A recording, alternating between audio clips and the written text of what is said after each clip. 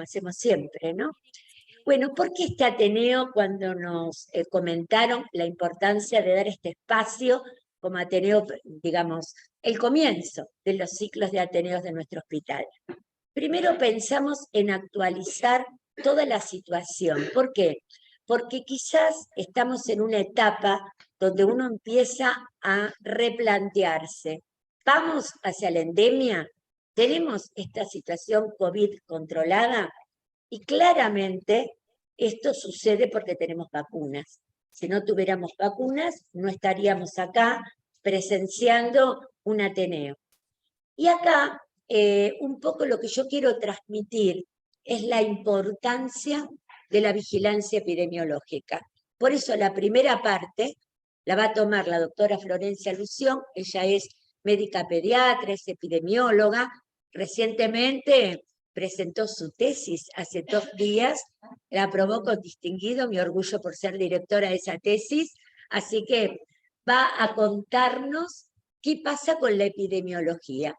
Entonces uno se pregunta, ¿cómo se construyen los datos? Porque lo primero cuando hay que tomar una decisión, uno dice, bueno, ¿qué datos tenemos? Pero ese qué datos tenemos no vienen del cielo. Ese qué datos tenemos los construimos todos. Cuando uno notifica, y la notificación es individual, no es responsabilidad exclusiva de los servicios de epidemiología.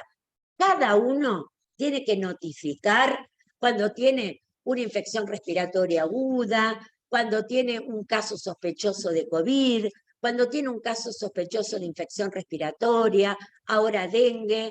Siempre hay que notificar, porque cuando hay que tomar decisiones, lo primero que uno dice es qué datos hay del país, y los datos no vienen mágicamente, los construimos en equipo y todos juntos.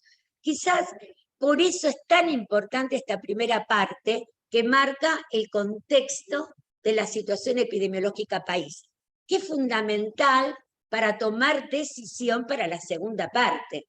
La segunda parte va a ser estado actual de vacunas COVID. La va a tomar Vanessa Castellano, así como Florencia está coordinando la vigilancia en el hospital, Vanessa Castellano está coordinando el área de inmunizaciones. Vanessa es pediatra, es epidemióloga y trabaja fuertemente, y ustedes la conocen al igual que Florencia, en la vida de todos los días. Pero también ellas resumen todo el trabajo de equipo, el trabajo de equipo de la división, porque si esto no es un equipo, no sería posible. Y va a tomar la actualización de vacunas COVID. Es un tema importantísimo, porque ahora ya se está empezando a discutir, incluso en breve en la CONAIN, ¿cómo seguimos con el plan de vacunación? ¿Va a ser una vacuna de calendario? ¿Con qué periodicidad la vamos a dar? Y para eso necesitamos datos de vigilancia y necesitamos coberturas de vacunación para poder en breve responder a eso. ¿Incorporamos a calendario o no? ¿A quién vamos a vacunar si es una vacuna de calendario? He hecho un poco esta introducción que plantea la problemática. Voy a dar paso a Florencia, entonces, la doctora Florencia Lución, que nos va a dar el marco epidemiológico para la toma de decisión. Así que gracias, Florencia. Hola, buenos días a todos. Bueno, muchas gracias por estar acá. Gracias, Ángela, por la presentación y bienvenidos a todos a esta nueva presencialidad del Ateneo. Mi intención hoy con esta presentación es comentarles un poco cómo se pasa de una situación de de pandemia en la cual toda la población mundial es susceptible a una determinada enfermedad. ¿Ahí me escuchan? Bueno, vamos de vuelta. Mi intención en esta presentación es comentarles un poco cómo vamos a pasar de una situación de pandemia en la cual toda la población mundial es susceptible a una determinada enfermedad a una situación de endemia donde la circulación de este mismo virus se vuelve una circulación estable y estacional. Bueno, cuando surge un nuevo patógeno, tenemos una amplia gama de estrategias que podemos utilizar para contener su propagación. Entre ellas, las más arcaicas o antiguas como el aislamiento, las medidas de barrera, la famosa cuarentena, hasta llegar a las vacunas. Como podemos ver en este gráfico, luego de la introducción de vacunas, la tasa de mortalidad a nivel mundial se redujo en forma considerable. Por lo tanto, esta estrategia ha demostrado ser efectiva en esta transición de pandemia a endemia que tanto estamos esperando. Bueno, a favor de estos datos quería mostrarles una publicación del CDC que muestra que los mayores de 5 años no vacunados tuvieron tasas de mortalidad 8 veces superiores que las personas que tenían al menos un booster. Y otra situación que no debemos dejar de considerar es que a lo largo de la pandemia fueron surgiendo nuevas variantes de preocupación. ¿Se escucha bien? Sí. Nuevas variantes de preocupación, que muchas de ellas tuvieron cambios con mayor transmisibilidad y con la posibilidad de escape inmunológico. Actualmente el 100% de las variantes que circulan son Omicron. Y la buena noticia es que los nuevos fenotipos circulantes, como el BQ1 o el XBB, no se diferencian lo suficiente de otros linajes de Omicron, tampoco tienen mutaciones de escape inmunológico que requieran estrategias de salud pública diferentes. Bueno, hasta acá les comenté un poco cómo es la situación general de COVID. Ahora vamos a hablar más precisamente del impacto que tuvo esta infección en la población pediátrica. Bueno, en este gráfico podemos ver la distribución de los casos confirmados en los pacientes menores de 17 años en nuestro país. Como ustedes saben, la pandemia por COVID en Argentina se manifestó con 3 olas fundamentalmente. Vemos que en las primeras 2, el comportamiento de la población pediátrica en relación a esta infección fue diferencial. Producto del aislamiento, la incidencia fue baja. Pero luego, en el año 2021, con la reactivación de las actividades presenciales, el surgimiento de la cepa Omicron, ya tuvimos un importante aumento en el número de casos, aunque la letalidad se mantuvo muy por debajo que la de los adultos mayores. Otra situación que voy a comentar más adelante es que la pandemia trajo aparejado el surgimiento de entidades como el síndrome inflamatorio multisistémico o el llamado síndrome post-COVID, del cual me voy a referir más adelante. Bueno, desde que se inició la pandemia, nuestro hospital coordinó un estudio de 22 centros pediátricos de referencia en todo el país. Un estudio multicéntrico con el objetivo de caracterizar esta infección en la población pediátrica. Estos son resultados que corresponden al primer año de pandemia. En esta publicación lo que pudimos ver es que la gran mayoría de los casos, se incluyeron cerca de 2.700 casos de COVID en menores de 17 años, pudimos ver que la mayoría presentaban síntomas leves o asintomáticos, pero a su vez había más de un 7% de casos graves o críticos. Y justamente estos pacientes presentaban ciertas comorbilidades como asma, displasia broncopulmonar, enfermedad neurológica crónica, cardiopatías, desnutrición y edad inferior a 6 meses, los cuales resultaron ser predictores independientes de gravedad. Otro dato a destacar es que la mayoría de estos casos, esto fue primer año de pandemia, tenían un contacto sintomático, más de la mitad un contacto COVID positivo, y cerca del 100% ese contacto era intrafamiliar. Bueno, ya transcurrido el segundo año de pandemia, surgen nuevas variantes de preocupación, como lambda, alfa, delta, llamábamos por su nombre la andina, Sudáfrica. Bueno, en aquel momento en nuestra región era muy escasa la información que teníamos sobre las manifestaciones clínicas en la población pediátrica. Por lo tanto, encaramos esta segunda publicación, es una publicación del Pediatrics Infectious Disease Journal. A ver.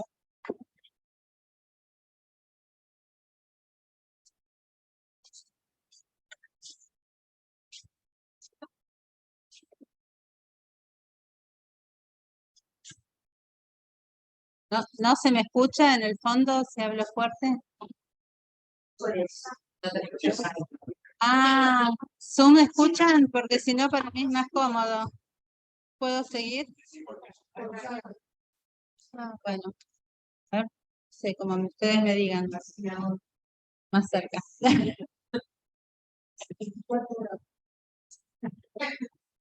Bueno, como les comentaba, este es el segundo año de la pandemia. Pudimos concretar este estudio comparando los casos que habían sido infectados por la cepa ancestral o Wuhan y compararlo con otro grupo de pacientes, también niños, niñas y adolescentes que habían contraído las nuevas variantes de preocupación.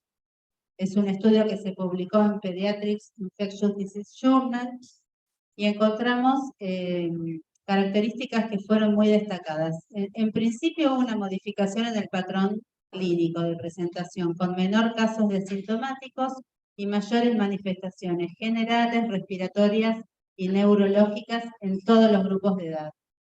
Por otro lado, también vimos menores tasas de hospitalización, pero esto probablemente se haya debido a los criterios de hospitalización que se iban modificando a medida que conocíamos más acerca de esta enfermedad. Un punto relevante fue que en el caso de la gravedad, el requerimiento de cuidados intensivos y la letalidad no hallamos diferencias estadísticamente significativas. Por lo tanto, lo que concluimos fue que las nuevas variantes sí trajeron una modificación en el espectro clínico de esta infección, con menos casos asintomáticos, pero no hubo una repercusión, no tuvo un impacto ni en la gravedad ni en la letalidad.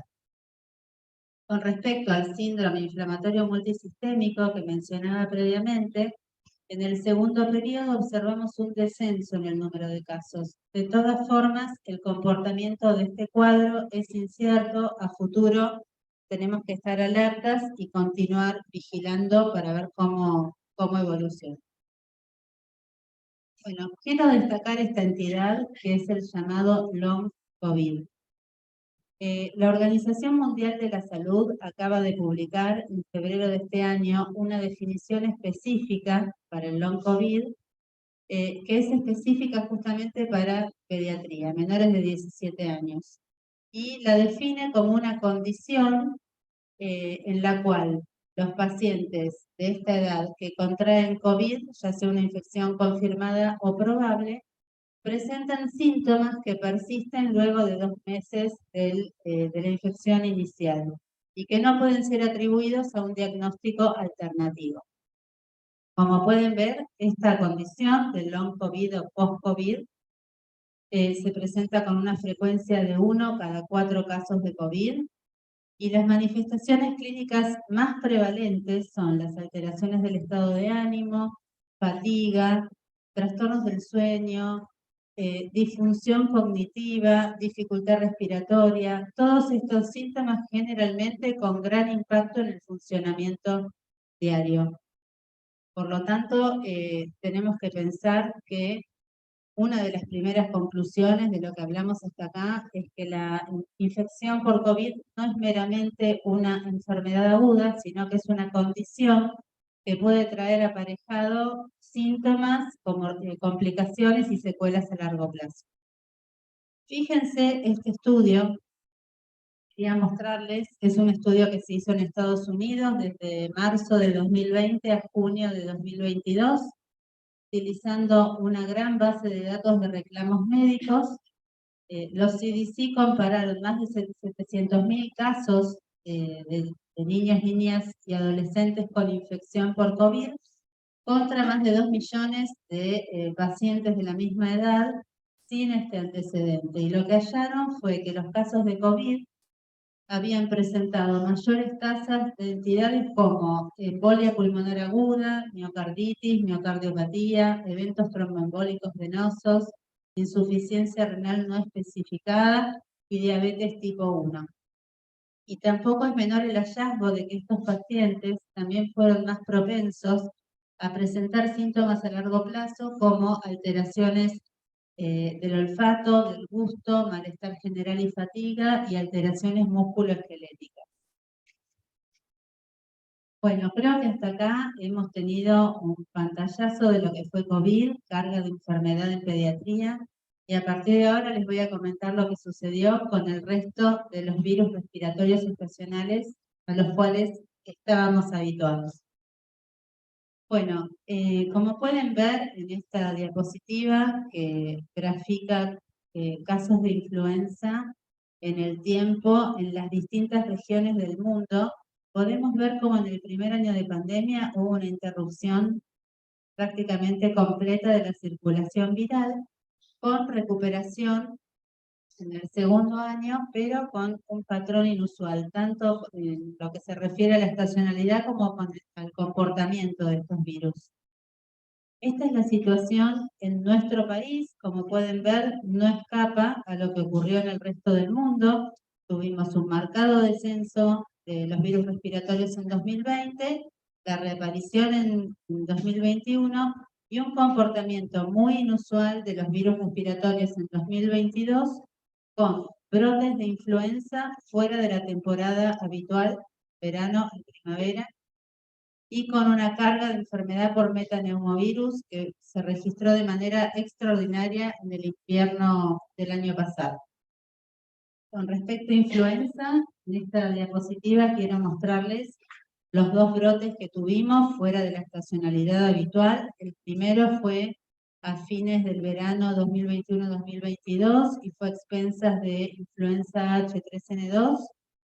El segundo brote lo vivimos a fines de la primavera y principios del verano del año pasado, donde hubo co-circulación de influenza H3N2, H1N1 y también un llamativo incremento de casos de influenza B. Con respecto a la distribución de los agentes virales por grupo de edad, esto es pacientes hospitalizados, podemos ver que el virus esencial respiratorio predominó en los menores de 5 años y especialmente en los menores de 1 año, que el virus influenza también fue predominante en menores de 5 años, en el grupo de 5 a 9 y de 45 a 64 años.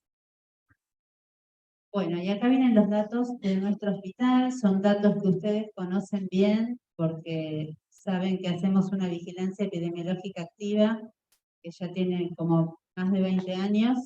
Son datos que habitualmente publicamos a través de los boletines epidemiológicos o en las distintas charlas. Y como pueden ver claramente, el patrón que estuve comentando a nivel mundial y nacional se repitió también en nuestro hospital. Acá podemos verlo con más detalle, vemos como cuando se inicia la pandemia dejan de circular los virus respiratorios distintos de SARS-CoV-2, con una verificación de circulación nuevamente en 2021 y el patrón atípico que mencionábamos en 2022.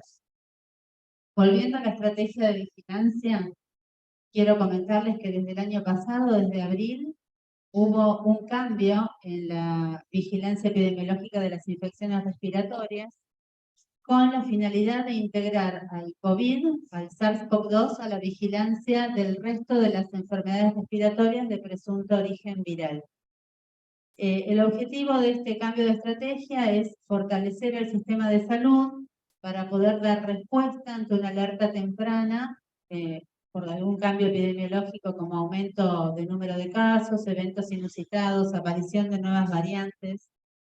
Como parte de esta estrategia se designaron unidades de monitoreo ambulatorio. Quiero comentarles que en Ciudad de Buenos Aires, nuestro hospital fue designado como unidad de monitoreo ambulatorio de los casos pediátricos de la Ciudad de Buenos Aires. Así que es un trabajo que estamos desarrollando de manera conjunta junto con el Departamento de Urgencias y con el Servicio de Virología. ¿Qué significa ser una unidad de monitoreo ambulatorio de infecciones respiratorias? Esto implica que cuando asistimos a un paciente que cumple con la definición de caso sospechoso de COVID, se realiza un test de antígeno para SARS-CoV-2. Y en caso de que el paciente además cumpla criterios de la definición de enfermedad tipo influenza, se realiza un muestreo sistemático y parte de estos pacientes son estudiados con técnicas moleculares para SARS-CoV-2 y para influenza y para virus sincicial respiratorio. En nuestro hospital en particular se realiza un panel completo de virus respiratorios con la posibilidad de ampliarlo a 9 virus y además micoplasma. Así que tenemos una gran ventaja. Bueno, volviendo a los datos de la vigilancia, esto es Argentina el año pasado. Quería mostrarles cómo en los casos internados tuvimos este comportamiento atípico. Influenza, a partir de la semana 38, esto fue septiembre, tuvo una positividad que superó la positividad de SARS-CoV-2 y de virus incisional respiratorio en su conjunto. Y a fin de año, a partir de la semana 41, influenza B fue predominante sobre la influenza A. Situaciones impensadas en otras temporadas. Con respecto a los casos ambulatorios, fue llamativa la gran carga de enfermedad que influenza A representa en esta población y que quedó evidenciada en los datos de la vigilancia, donde pueden ver plasmados claramente los 2 brotes de influenza que mencionamos previamente. Para ir finalizando, quiero mostrarles los datos. Ahora sí, el año pasado contamos con datos de hospitalizados y de ambulatorios en nuestro hospital. Esto nos permitió ver que influenza A tuvo una altísima carga de enfermedad en los ambulatorios y que el virus incisional continúa siendo el más prevalente dentro de los hospitalizados. Y acá vemos con más detalle las 2 curvas. La curva superior vemos los casos hospitalizados, donde virus incisional fue el más prevalente, pero con un inicio de circulación tardío, un pico en la semana 28, mientras que la gran estrella del año pasado fue el metaneumovirus, que predominó en los meses de mayo y junio, temporada que habitualmente es ocupada por el virus incisional respiratorio. Y volviendo a los casos ambulatorios, que es la curva inferior, pudimos ver el predominio amplio de la influenza con los 2 brotes fuera de la temporada invernal que ya estuvimos mencionando a lo largo de la presentación. Bueno, como consideraciones finales, entonces quiero destacar, por un lado, el impacto que tuvo la pandemia de COVID en la interrupción de la circulación de otros virus respiratorios, con la posterior recuperación, pero con un comportamiento totalmente atípico y una estacionalidad distinta a la que estábamos habituados. Y acá, como decía Ángela, es fundamental que contemos con una vigilancia epidemiológica activa que nos permita conocer en forma temprana los cambios epidemiológicos, los grupos de mayor riesgo y los agentes que circulan en cada momento del año. Por otro lado, volver a mencionar que COVID no es solo una enfermedad respiratoria, es una condición que puede generar complicaciones y secuelas a largo plazo, y que actualmente contamos con una herramienta de prevención como son las vacunas, que demostraron ser efectivas, demostraron ser seguras, que nos permiten no solo evitar la infección, sino reducir el impacto en la salud pública que tienen estas condiciones post-COVID de las que estuvimos hablando. Las vacunas son una herramienta que nos van a permitir esa ansiada posibilidad de pasar de una pandemia a una endemia, y como pediatras creo que tenemos que continuar trabajando en esa línea. Ahora Vanessa les va a presentar toda la información en relación a esta estrategia. Así que bueno, muchas gracias.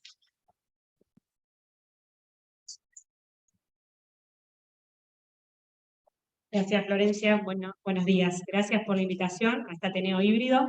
Así que bueno, estamos acá parados quietos porque estamos transmitiendo. ¿Cómo pasa? Ahí pasa, perfecto. Bueno, vamos a hablar de la estrategia actual de vacunación para COVID en Argentina. Tengan en cuenta que la estrategia de vacunación en Argentina, como en otros países, es dinámica, se va modificando en función de las recomendaciones y la evidencia actual, y también cómo se está comportando el virus en el momento. Los contenidos de esta segunda parte van a ser hacer un pantallazo actual de los esquemas de vacunación y enfocar a la pediatría.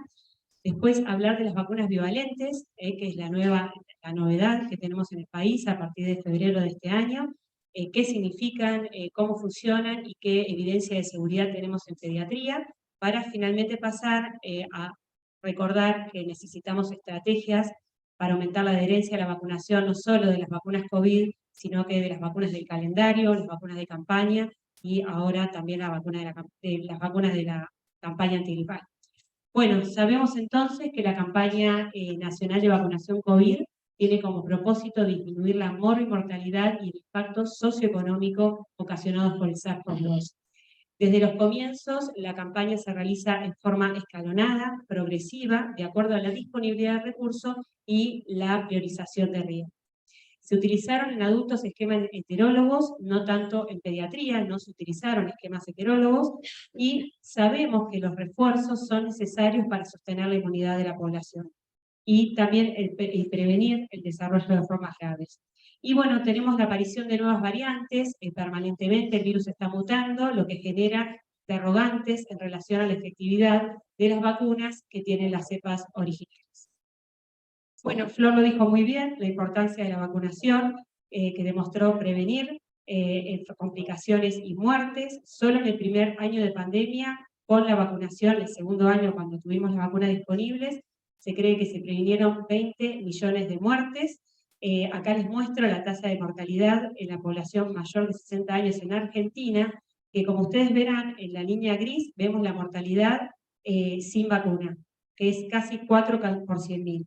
Con 2 dosis, un esquema completo, pasa a 1.10 por 100.000. Pero si el paciente recibió el refuerzo, la mortalidad se reduce a 0.6 por 100.000. Y otra vez enfocamos el tema de la importancia del refuerzo. Y como en pediatría la mortalidad es baja, podemos también ver algunos estudios. Este es un estudio local de efectividad de la vacuna durante la circulación fundamentalmente de Omicron, con las distintas vacunas utilizadas, ya sea ARN mensajero o la vacuna Sinopharm, donde vemos que la efectividad superó el 70% para la de hospitalización, en pediatría para todos los grupos, y la mayor efectividad con las vacunas iniciales fueron con la variante Delta. Bueno, y este es un panorama o es una foto de las vacunas COVID que circulan en la actualidad en nuestro país, cuáles están disponibles. Solamente es para mostrarles la complejidad del manejo de las vacunas COVID en los vacunatorios, distintas dosis, distintos volúmenes, distintas formas de conservación. Todavía los frascos son multidosis y necesitamos bajas temperaturas para su conservación, lo cual no resulta fácil. Y bueno, tenemos nuevos desafíos, que es la incorporación de nuevas vacunas más novedosas y más efectivas que vamos a pasar a hablar más adelante. Y vamos a empezar un poco a desglosar desde el punto de vista práctico cómo son los esquemas de vacunación en pediatría.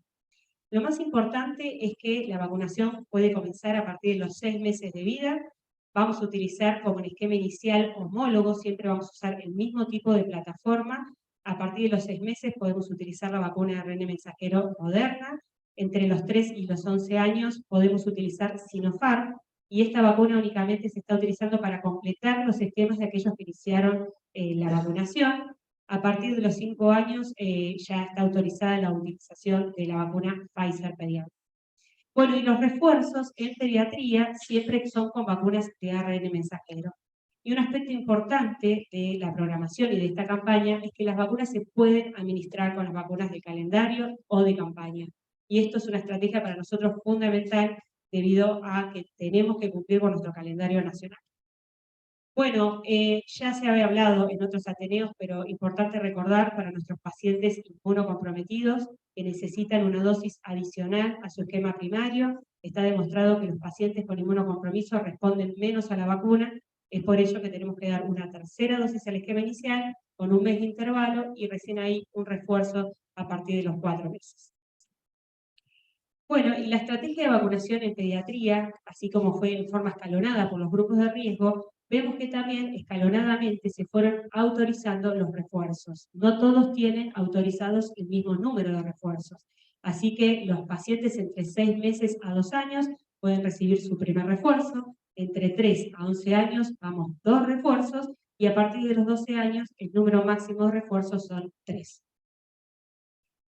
Y bueno, también viendo la complejidad, acá les voy a mostrar los esquemas de vacunación, no pretendo que lo sepan, de las vacunas de ARN mensajero, en donde tenemos presentaciones pediátricas y de adultos. Y hay una franja del grupo de chicos de 6 a 11 años, utilizando distintos mililitros, podemos utilizar para la vacuna Moderna vacuna pediátrica o adulto. Esto nos da un poco de flexibilidad a la hora de la disponibilidad de recursos. Con la vacuna Pfizer eso no es posible, ¿sí? A partir de 5 o 11 años se va a utilizar la vacuna Pfizer pediátrica y entre los 12 y más años la vacuna Pfizer en formulación adulto. Y es importante remarcar que las vacunas de ARN mensajero se pueden intercambiar. Homólogos tiene que ver con la plataforma, no si utilizamos un laboratorio o el otro. Bueno, recordarles que aquellos que hayan cursado COVID pueden demorar solamente su dosis de refuerzo 3 meses después de la enfermedad. Esto tiene que ver con la protección natural que brinda la enfermedad y no se tiene que hacer esto para el esquema inicial. Aquel que tuvo COVID que necesita recibir su esquema inicial, lo puede hacer a la alta clínica y epidemiológica. Bueno, vamos a pasar a la segunda parte del Ateneo, que es hablar un poco de las vacunas bivariantes, qué significan y por qué están en la actualidad siendo utilizadas en los países. Este es un documento de posición de la Organización Mundial de la Salud a mediados del año pasado, que establecía que las vacunas autorizadas actualmente presentaban con la cepa ancestral, presentaban altos niveles de protección contra enfermedades graves, inclusive la Omicron. Eso lo vimos el año pasado, que con el refuerzo podíamos estar protegidos para la enfermedad grave con esta variante. Pero puede ser necesario, dadas las nuevas variantes, perseguir un objetivo adicional que amplíe la inmunidad para variantes circulantes y emergentes. Incluso incluir a Omicron en la composición de las vacunas puede ser una medida beneficiosa para las poblaciones, como dosis de refuerzo. Y si ustedes ven, fíjense en este árbol, en la foto se ve el árbol filogenético del COVID, en el centro está la cepa ancestral, la de Wuhan, a la izquierda, en violeta, están las variantes de preocupación 9, las primeras, después la delta, y fíjense qué alejado está en relación al número de mutaciones la variante Omicron y sus subvariantes. Es por eso que tenemos que pensar, y lo que piensa el mundo científico, en formulaciones nuevas que tengan en cuenta estas mutaciones para aumentar la inmunidad de la vacuna. Bueno, y esta es la vacuna bivalente. Es una vacuna de ARN mensajero que codifica para la proteína de espiga, SARS-CoV-2, de la variante original, y tiene mitad de variante original, mitad de la variante Omicron, y en este momento la que se utiliza es la variante BA.4/5. Fueron diseñadas para ser utilizadas como dosis de refuerzo, pero bueno, en esta transición seguramente se discuta más adelante si van a ser utilizadas en el esquema inicial, por la efectividad que demostraron, y en pediatría se aprueban a partir de los datos favorables de los estudios de vacunas de ARN mensajeros monovalentes en niños y estudios de inmunogenicidad en adultos realizados con las vacunas bivariantes, que tienen que demostrar por lo menos no inferioridad en relación a los anticuerpos neutralizantes, sobre todo para la cepa actual, la Omicron. Bueno, este es el estudio más importante de la vacuna bivalente de Moderna, donde demostró la no inferioridad en relación al título de anticuerpos neutralizantes y la superioridad para Omicron, y un perfil de eventos adversos sistémicos y locales semejante a la vacuna monovalente.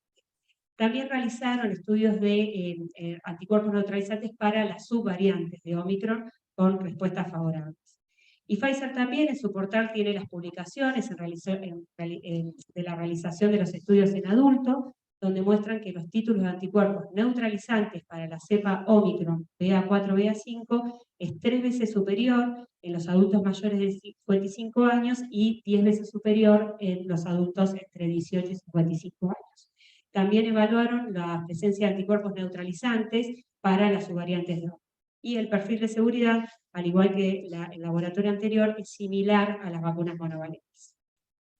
Bueno, y veamos qué sucede con esta vacuna en la vida real. Esta es una publicación de efectividad en adultos en relación a la enfermedad sintomática durante la ola de Omicron y la hospitalización, y lo que se observó es que incluso comparándolas con aquellos que recibieron refuerzos tempranos, hacia pocos meses de la vacuna monovalente de COVID, la respuesta y la efectividad es mayor en aquellos que recibían un booster adicional con las vacunas bivariantes. Bueno, esta es la foto de Argentina en relación a las vacunas bivariantes. En febrero se empezó a utilizar la vacuna bivariante de Moderna a partir de los 12 años o más, de Pfizer a partir de 12 años o más, utilizada únicamente, como les repetí, para dosis de refuerzo. Y en marzo en realidad de este año, empezamos a utilizar también la vacuna Moderna, autorizada a partir de los 6 años, como dosis de refuerzo, que va a ser diferente, ya sea un niño de 6 a 11 que un niño a partir de los 12 años. Y esto es muy importante. En este momento estamos con una transición, y se ve también en el adulto. Algunos adultos ya recibieron su tercer refuerzo de vacuna monovalente, y ahora está disponible la vacuna bivariante. Por el momento, aquellos que recibieron su último refuerzo autorizado con vacuna monovalente no necesitan recibir la vacuna bivariante. Esto puede llegar a modificarse. Y aquellos que aún están pendientes de los refuerzos pueden acceder a este tipo de vacuna. Bueno, y un punto importante que necesitamos para pediatría son todos los aspectos relacionados a la seguridad. Es bastante habitual ver que pediatras demoran la recomendación de los pacientes para ver qué pasa con la seguridad de las vacunas. Siempre hay que ver si pasó agua abajo del puente, y con los adultos también sucede. Este es un estudio en relación a la seguridad, el monitoreo de seguridad de los Estados Unidos de las vacunas bivariantes. En los ateneos anteriores hemos visto y hemos hecho un recorrido de la seguridad de las vacunas monovalentes. Acá, en este informe, se aplicaron 22 millones de dosis de ARN mensajero bivariante a pacientes mayores de 12 años. No sé si se ve bien. Bueno, los primeros hallazgos son de seguridad, un sistema de seguridad activo, que es el B-Safe, y un sistema, activo que es el B-Safe, y pasivo, que es el VAERS. Se notificaron 211.959 SAVIs, ahí no se ve, pero el 95.5 eran eventos moderados, no graves, y me estoy recordando cuando veo la diapositiva, y el 35% aproximadamente fueron errores programáticos, múltiples plataformas, múltiples dosis, dificultades, digamos, en el entrenamiento, incluso en países del primer mundo. Y otro aspecto importante que no se ve acá, que se notificaron solo 5 casos de miocarditis y 4 de pericarditis, lo que muestra una incidencia muchísimo menor de lo que vimos en el esquema inicial de las vacunas COVID. Y esto está relacionado con el espaciamiento de las dosis, y lo que se observa en el mundo, que a medida que avanza la campaña, la miocarditis deja de ser un evento, ya era infrecuente, pero es mucho más infrecuente con las dosis de refuerzo. Y distinto es el perfil de seguridad en niños. Sabemos desde el punto de vista de la tolerabilidad y la reactogenicidad de una vacuna que es muchísimo menor que la del adulto. Prácticamente los eventos adversos se asemejan a las vacunas de calendario. No esperamos más reactogenicidad, y esto lo vemos en la práctica. Y con respecto a la notificación y el informe de seguridad de los Estados Unidos, sobre casi 1 millón de dosis de vacuna administradas a este grupo etario, observamos 3.200 SAVIs, 99.8% no graves y 85% fueron errores programáticos. O sea, con los niños, con formulaciones pediátricas, distintos volúmenes, a veces hay confusiones en cuanto a la administración. Y otro aspecto importante en cuanto a la seguridad de la miocarditis, ningún caso de miocarditis. Y esto otra vez vuelve a reafirmar los datos de la literatura que muestran que a menor edad, menor es el riesgo de este evento adverso. Bueno, y veamos, a ver, avanza. Me quedé hablando mucho y se quedó la diapositiva. Help. Bueno, y vamos a ver un poco qué sucede con las coberturas de vacunación en nuestro país en relación al primer refuerzo. Y lo que se observa, ahora lo van a ver en la diapositiva, es que las coberturas son altas en adultos mayores, y eso está muy bien, es lo que queremos. Los adultos mayores son los que presentan mayor mortalidad, pero como les mostró Florencia, los chicos también tienen su carga de enfermedad, y nos vamos a buscar disminuir la mortalidad, vamos a buscar disminuir la carga de enfermedad asociada a esta infección. Y vemos que todavía en materias de coberturas nos queda mucho para hacer en relación a los refuerzos. Todavía seguimos recibiendo pacientes con esquemas incompletos de vacunación COVID, y refuerzos, bueno, quizás no están llegando. Los más chiquitos se justifica porque la vacunación se inició el año pasado, pero con los adolescentes estamos muy lejos de alcanzar la meta del primer refuerzo. Bueno, y un punto clave para nosotros es la recomendación del médico. Sabemos que hay una relación directa entre la recomendación del médico de la vacuna COVID y la aceptación de la vacuna. Aquellos pacientes que reciben información de sus pediatras van y se vacunan con confianza. No es lo mismo aquellos que vienen en forma voluntaria. Los médicos tenemos que optimizar la aceptación a las vacunas, no solo las pandémicas, sino de calendario, y en esto la importancia está en llevar a los consultorios la charla de la vacunación COVID. ¿Qué recibimos nosotros en el vacunatorio cuando ofrecemos esta vacuna? Un grupo de padres no hablaron, el pediatra no les habló directamente de la vacunación COVID. Otro grupo de padres nos dicen que el pediatra les dijo que era decisión de ellos vacunar a sus hijos. Otro grupo de pediatras, por supuesto, los recomiendan y eso sabemos que son una vasta mayoría, y otro grupo de pediatras contraindicaron la vacunación COVID a sus pacientes. Entonces, lo primero es aumentar la confianza como profesionales de la salud. Sabemos que hay una evidencia en cuanto a la recomendación y la importancia de esta vacuna, y a la hora de hablar con nuestros pacientes de cualquier vacuna, lo que debemos utilizar, y lo que está estudiado que funciona, es el modelo presuntivo, asumir que la persona está dispuesta a vacunar a su hijo. ¿Y esto por qué? Porque demuestra la confianza en el médico, a la vacuna, y ayuda a establecer la vacunación como una norma. Bueno, y ya para finalizar, esta es mi última diapositiva, no olvidar que la administración de las vacunas puede ser conjunta, la vacunación COVID con cualquier vacuna de calendario, o sin ningún intervalo entre la administración de la vacuna COVID, que muchas veces son en postes de vacunación, y las vacunas, ya sean del calendario, de la campaña de sarampión, rubiola y polio, que termina el 31 de marzo y las coberturas son muy insuficientes, o de la vacuna antigripal, que ya a fin de la semana comenzamos mañana empieza la campaña de gripe.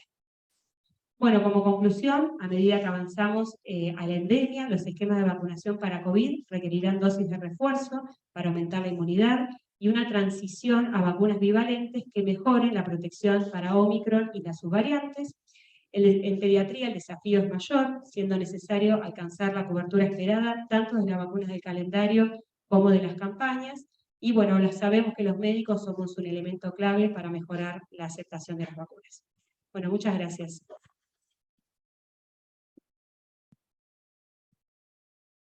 Muchas gracias, Florencia, Vanessa. Creo que hay algunas cosas muy importantes que tenemos que remarcar. De la primera charla, por ejemplo, de todo lo que es la vigilancia epidemiológica. El hecho de tener un monitoreo ambulatorio, recuerden que no es que a todos los chicos en ambulatorio les hacemos un panel, no. Es un muestreo que hacemos con la gente de urgencias, también las áreas de clínica, son 15 pacientes por día, /20, en los cuales uno busca el alerta epidemiológico. ¿Qué circula? No es que vamos a dar una respuesta etiológica al paciente, pero sí es muy importante saber qué circula. Merced a eso, incluso antes que se iniciaran las unidades centinelas en ambulatorio, nosotros en el hospital pesquisamos con la doctora Michenko el brote de sincicial que se dio más o menos a fines del 2021 en chicos que eran preescolares y escolares. ¿Cuándo un brote de sincicial en ambulatorio en preescolares y escolares? Eso está publicado en archivos, lo hicimos en forma conjunta, y ahí nació también un poco nuestro hospital, presentó también esta idea de la importancia de dar alertas epidemiológicos, para saber qué circula, y eso es muy, muy importante, y es lo que se está haciendo ahora, y por eso podemos saber en influenza, y lo marcó muy bien Florencia, tuvimos influenza A, H3N2 al comienzo, H1N1, y luego también tuvimos influenza B. Y les cuento más, en influenza B tuvimos Victoria, no tuvimos Yamagata. Yamagata desapareció hace varias temporadas. Lo simplista es decir, bueno, ya no hay Yamagata, no. Todo esto responde a algo importante. Hay que hacer vigilancia epidemiológica activa, porque esto cambia, es inusitada esta circulación, y no sabemos lo que va a pasar, y no sabemos qué va a circular. Y así como el brote de metaneumovirus en la internación nos sorprendió, más nos sorprendió el sincicial en verano, o la influenza en verano, o la desaparición del Yamagata como linaje de B. Entonces, es importante la vigilancia, y la construimos todos. Y creo que también es muy importante el tema de la carga de enfermedad en pediatría. Seguramente en breve se va a discutir en la Comisión Nacional de Inmunizaciones, bueno, ¿qué hacemos? ¿Qué hacemos? ¿A quién introducimos esta vacuna? Porque un poco más, un poco menos, va a ser una vacuna de calendario. Y si uno mira riesgo, bueno, el riesgo en el adulto, el riesgo de mortalidad, de hospitalización está claro. Y los chicos no tienen riesgo, los chicos no se internan, no les pasa nada, no es así, porque los chicos tuvieron síndrome inflamatorio multisistémico, que este hospital manejó este tipo de casos, hay una muy buena publicación reciente, y aparte de eso, ahí la veo a Silvia, y me acuerdo del síndrome inflamatorio multisistémico y del paper que nos acercaron, y por otra parte también la carga de enfermedad con el COVID prolongado, que muy bien la presentó Florencia. No sabemos qué pasa con el COVID prolongado. Y si uno tiene una buena vacuna, ¿por qué tenemos que tener incidencia de diabetes? ¿Por qué tenemos que tener más incidencia de fatiga o trastornos vasculares en los chicos o en adolescentes si uno tiene una vacuna? Ese es el tema. No todo está cerrado. Por eso, aquellos que dudan en vacunar a los chicos, ¿por qué arrogarse el derecho de decir no cuando uno tiene una buena vacuna? Es segura, es claramente segura, y uno sabe que no tiene todo definido el riesgo en pediatría. Seguimos aprendiendo. Y como seguimos aprendiendo, lo importante es apuntar a la prevención, porque eso es lo que nos ayuda. Y hoy estamos acá porque hay vacuna. Y creo que nuestros chicos merecen vacunarse. Y Vanessa mostró muy bien la complejidad. Hizo un agradecimiento a los vacunatorios, a las enfermeras que están en los vacunatorios del país y a las nuestras del hospital, porque quiero que miren lo que era esa heterogeneidad, la complejidad de poder dar en forma adecuada la vacuna que los chicos necesitan. Y Vanessa lo mostró bien, y eso realmente exige capacitación. El programa de vacunas es un programa de alta complejidad en este momento, y nosotros estamos atendiendo encima del centro de referencia el 30% de vacunación en inmunocomprometidos, que también merece una mirada diferente. Entonces, toda esa complejidad cada vez más hace que tengamos espacios más profesionales, enfermeras mejor capacitadas, y hay que jerarquizar estos programas en todo el país, porque realmente la base de todo esto es prevenir para poder lograr caminar hacia adelante, hacia otra situación. Me parecía bueno marcar estos aspectos de estas presentaciones, porque vamos a tener que tomar decisiones a corto plazo. Y las decisiones se toman con evidencia. No se toman porque otros las hacen, se toman con datos propios. Y por eso tratamos nosotros de contribuir en lo que podemos a generar datos propios. Se toman con los datos del país, con lo que pasa con los chicos argentinos. Y está muy bien ver la literatura internacional, pero necesitamos datos propios, porque hay que tomar las mejores decisiones para nuestra gente y para nuestros chicos. Entonces, con esta mirada ampliada, adelante con las preguntas, que no creo, la verdad que las dos presentaciones fueron excelentes, las felicito, un orgullo tener este equipo, ¿no? Como el resto, y adelante, vamos con las preguntas, y también podemos recoger algunas preguntas que me imagino llegarán por Zoom, hay que acostumbrarse a esto del híbrido, ¿no? Así que tenemos alguna, si alguno quiere hacer alguna pregunta, algo que le merezca alguna preocupación o un comentario, que también es bienvenido. Vamos, no seamos tímidos.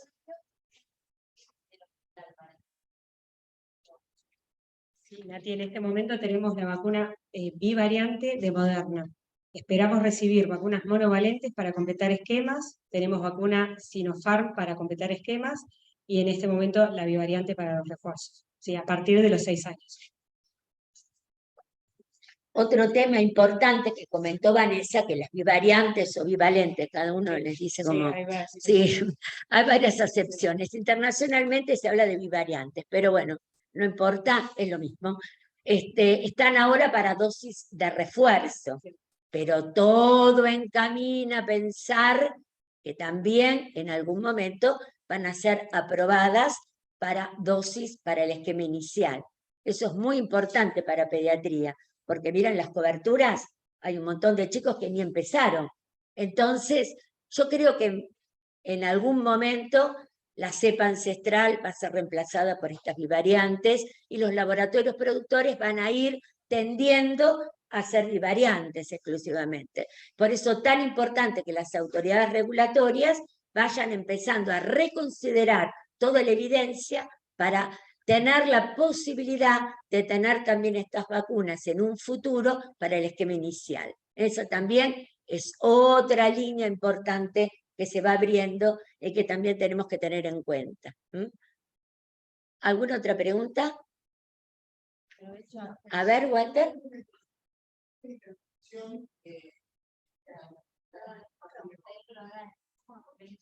Toma. Bajo el micrófono, Walter. O si no, para el Zoom. Repetimos la pregunta. No, tenía una mirada sobre el cambio epidemiológico, porque siempre nos decíamos los virus respiratorios eran nacionales, porque teníamos, nos encerrábamos, entonces compartíamos espacios cerrados, ahora tiene que tachar eso, o no sé qué explicación tenemos ahora, los respiratorios, porque estaba fobia respiratorio,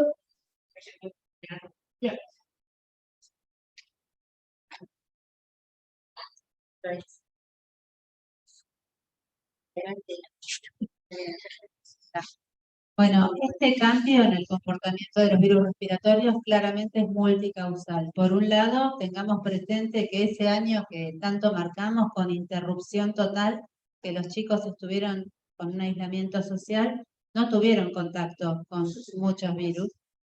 ¿Cómo? Eso se entiende fácil.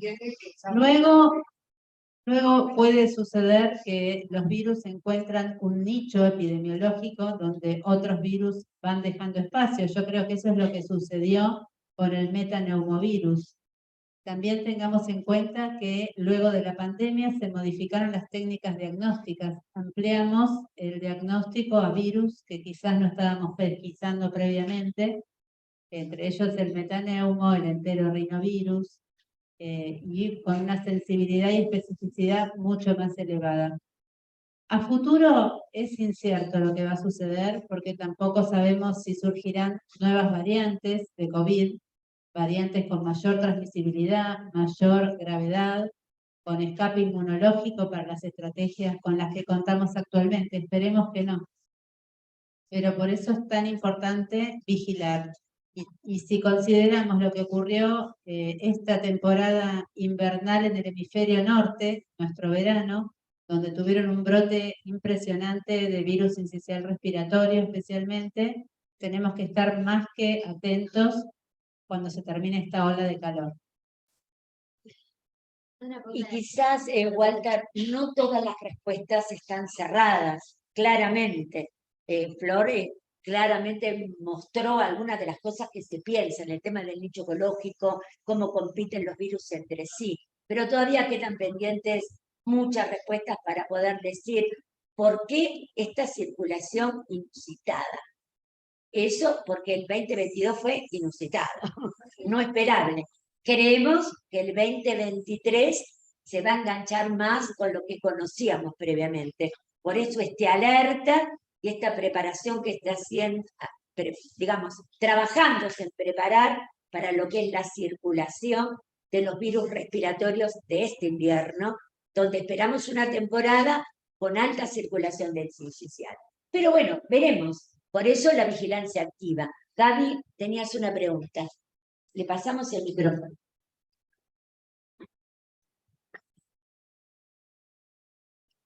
Bueno, primero felicitarlas, siempre brillantes, y agradecerles porque siempre están ahí, siempre, para todas las consultas, para todos los brotes, para todo. Más que una pregunta, era un comentario sobre lo que dijo Walter.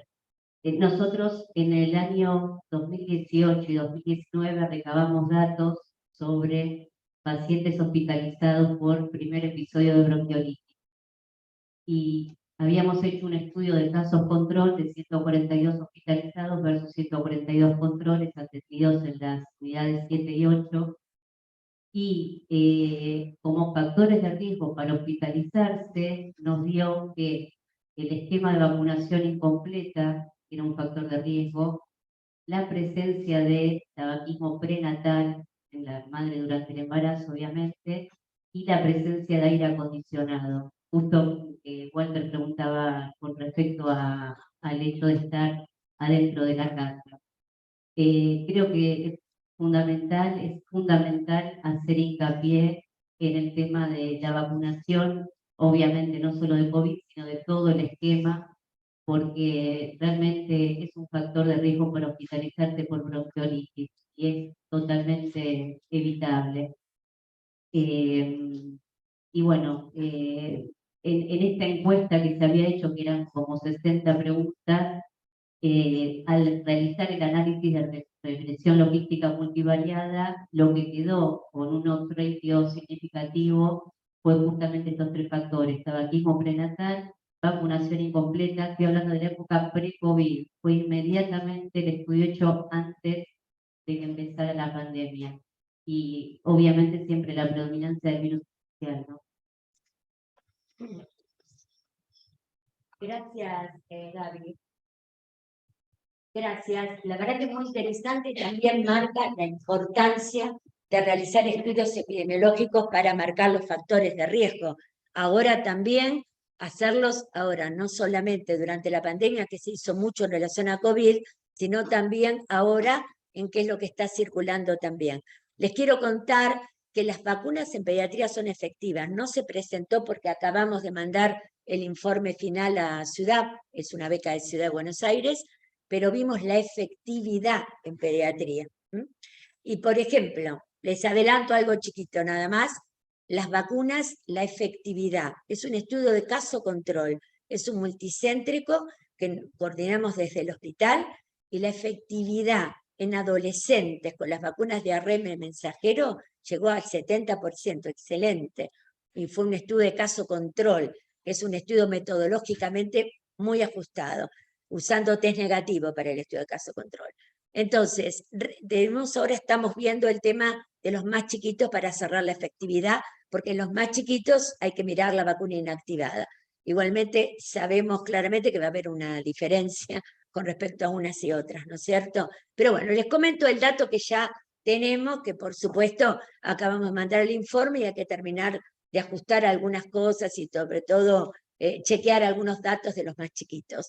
Pero todo va hacia qué importante que es vacunar. ¿Se dan cuenta? Creo que si nos llevamos este mensaje para todos aquellos que están escuchando y trabajar con las vacunas de calendario, las coberturas bajaron muchísimo. En la pandemia venían bajando, el 2021 está recuperando un poco. Hay que trabajar para recuperar mucho más también y no perder la oportunidad de vacunar a todos. Bueno, no sé si queda alguna pregunta. Vanessa, por favor. Sí, hay una pregunta para mí. Consultaron si las vacunas bivariantes son intercambiables. En principio sí, siempre y cuando cumplan la recomendación de acuerdo a la edad. En nuestro país la aprobación es a partir de los 6 años Moderna y a partir de los 12 años la vacuna de Pfizer. O sea, a partir de los 12 se puede intercambiar Pfizer con Moderna. Así es. Otra pregunta. Bueno, no, está bien. Tomá, paso el micrófono.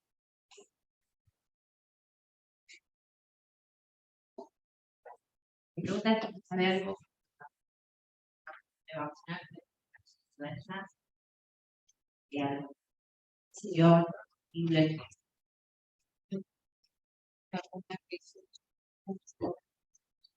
Sí, se está investigando en este momento. Claramente con vacunas de base de ARN mensajero. Unir SARS-CoV-2 con influenza. Incluso se piensa futuro con sincicial respiratorio también. La idea sería tener estos tres componentes en una vacuna. Ya hay estudios de fase 2, está trabajando, hay varios laboratorios que están trabajando. Está Pfizer, está Moderna, incluso Seqirus tiene también toda una línea de trabajo con influenza y SARS-CoV-2. Con la vacuna actual, en base a cultivo celular, ustedes saben que hay una vacuna influenza cultivo celular, que no es la vacuna de calendario, pero sí es una vacuna que ya está disponible y también trabajándose sobre esta plataforma para incorporar el SARS-CoV-2. Así que hay muchas líneas de trabajo en eso y creo que van a ser muy promisorias a futuro. Bueno, dada la hora para ser prolijos, sí, Cristina.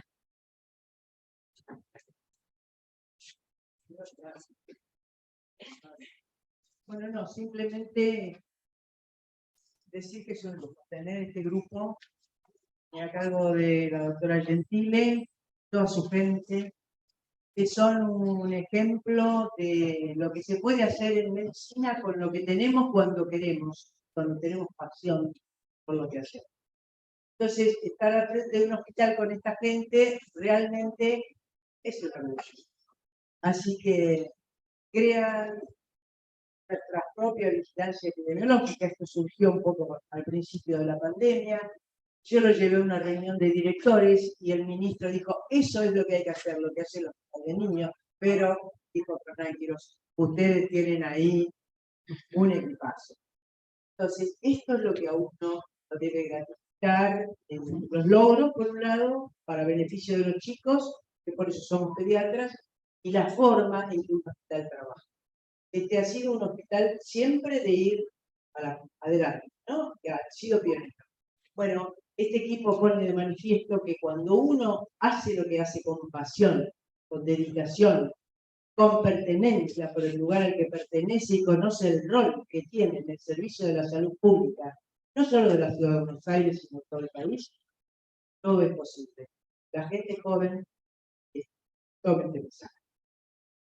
Felicitaciones. Bueno, muchas gracias. Gracias. Bueno, gracias. Gracias en nombre de todo el equipo acá, todos en primera línea, ¿eh? Y nos vemos en la vida de todos los días. Gracias. Muchas gracias. Excelente. Siempre gracias a todos por venir y agradecemos especialmente a las personas, la computadora del Ateneo y el sonido que nos puso la profesional.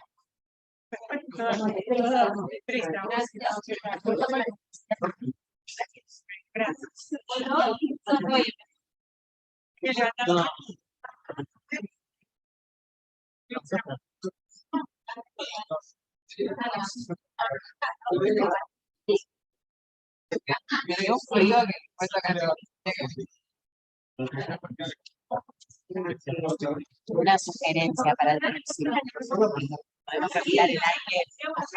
Pero no. ¿Qué se prende con ese o no? No, lo prenden mejor esas cosas.